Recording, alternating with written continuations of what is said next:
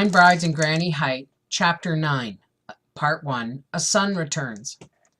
Lark Beckett, Cory's mother, was famous for her sweet jars that kept summer in her house throughout the year. It was her notion that the brides and soon brides should join in making friendship jars that would fill new homes with perfume, reminding of this bright spring forever. So to the Beckett house, Lavisi Vasey brought a half a bushel of geranium leaves charged with the smell of apple, rose, nutmeg, and lemon. Laurel Tidney brought lavender flowers with well-opened spikes. Kedron Hardy dumped down a bundle of sorrel and hay-scented ferns. Ellie Beckett Lee fetched a big poke of wild crabapple blooms from old Dad Knob. Travis Swisher lugged vanilla-scented elderflowers. Silver Moon Annabelle brought a tow sack full of honey-like pennycress, and violets gathered under the moist-rooted hemlocks. Anna and Esther Pulaski bore quarts of sweetbriar petals. Cory Beckett produced a peck of clove-like sweet william and 3 of pink and scarlet roses. A newcomer to the district, discovered at the store and led to the gathering by Ellie, was Cynthia Trevon. She seemed taken aback by the merriment, and her hands were empty. "You shall pick verbena from my garden," invited Aunt Lark. "These other things have been cured in the sun, but verbena doesn't need drying. It can go right in." Under Lark's guidance, the petals and leaves were layered with salt and jammed tight into stone crocks. "Next time, we'll mix them with mace, cinnamon, sweet gum, and cedar shavings and let them stand some more. Remember, Cynthia, 1 friendship jar is for you." Unbelief and dawning belief chased across the newcomer's strained face. A rap at the front door opened on the babble. "May I come in?" Cory sprang up with a chirp of joy. The others cried, "Dr. Peeler!" The brave young man said, "Any tongues want to stay still long enough to be looked at? Any pulses want to be taken?" "Cady Peeler," chorused the girls. "We've been laying for you. Cory won't talk." "Smart girl. Doctor's orders. Doctor secrets." "But she's heard ours." Grinning, he backed out. Cory followed him. The door closed on the pair. The girls looked at each other, balked. After a few moments, Cory quietly returned. The doctor could be seen through the window, riding on to his office at Tolar's store. A springtime before, the young man had come riding for the hollow and had reined up in a notch of the mountain and looked down. Ridge after steep ridge fell away below him. Beyond a deep blue-green vale, bench and ridge climbed again. Skies had always been narrow in that limestone scoop down there. Though not much of a horseman, he'd set to the descent. The scene grew familiar. This, after some miles, was the Cornet place. Dogs barked. A well rope still swayed. People had been about, but at sight of him they'd vanished. Shy and unsure as ever towards intruders were the mountain folk, a habit learned from wild things. In his boyhood, there'd been bad blood between the Cornets and Peelers, and he was a Peeler. He let the weathered door stay unthumped. At the bottom of the long jog, he came to Cat Track Run. He forded through the springtime floodwater, around the boulders and under the feathery green latticing. This, he spotted, was the Beckett Place. Peelers and Becketts had been friendly.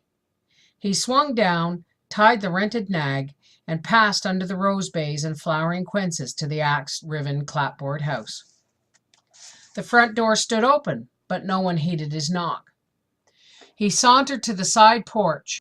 A bed was under the Banskia rose trellis. Its white sheets lay open. Was this a house of sickness? Then he saw.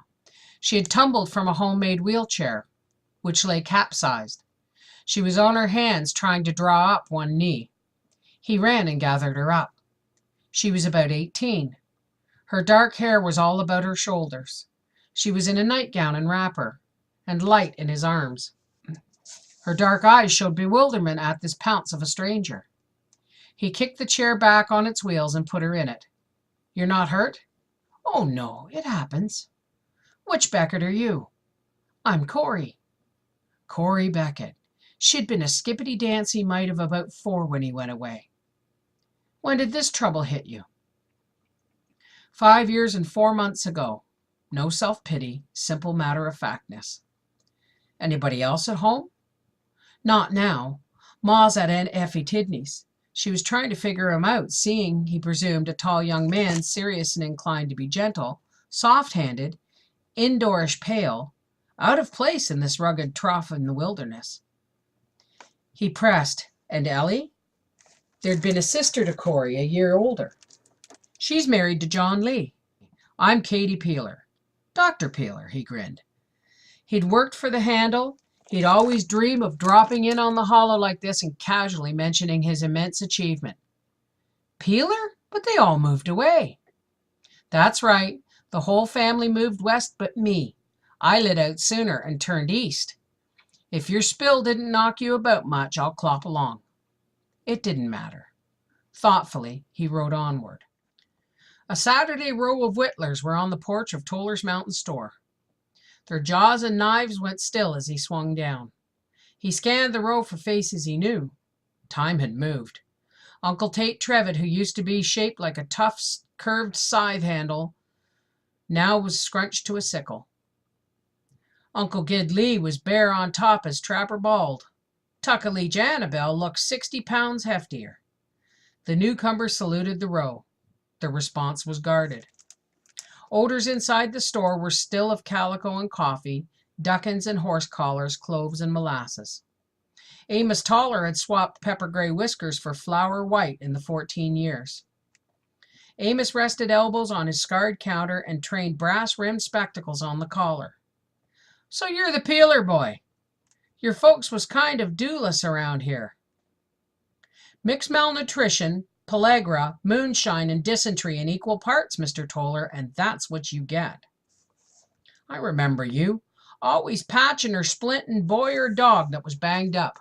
I'm company doctor now at the Big Piney Lumber Mills." "How long you stopping with us?" "Well, till tomorrow. I thought maybe you or somebody would put me up for the night. I want to visit old scenes and loaf a bit." "Loaf? Like Tophet. You'll go see Granny Height. She's sprang in the knee and her leg is swole." "Granny Height? I'll look in on her at once." "Like Tophet. Grandsir Beckett swallowed a chunk of goat meat that set crosswise in his gully, and he bellers like a broken-tailed bull. He lives alone, half a mile above Yawkey's gristmill." "Old Grandsir? I'll dash up there immediately." "Like Tophet. Herber Hardy's drove a rust-red nail in his foot, and he's scared he'll take lockjaw. When the day comes Herber has to shut off swearing, he'll bust his hoops." The storekeeper had more local ailments, but the man on holiday was gone. He didn't get back to the store that weekend, but on his way out he did see Mrs. Beckett. He stopped at the house with the rose bays and banskias for that purpose. Cory must have said something. Bright-eyed Mrs. Beckett looked at him long.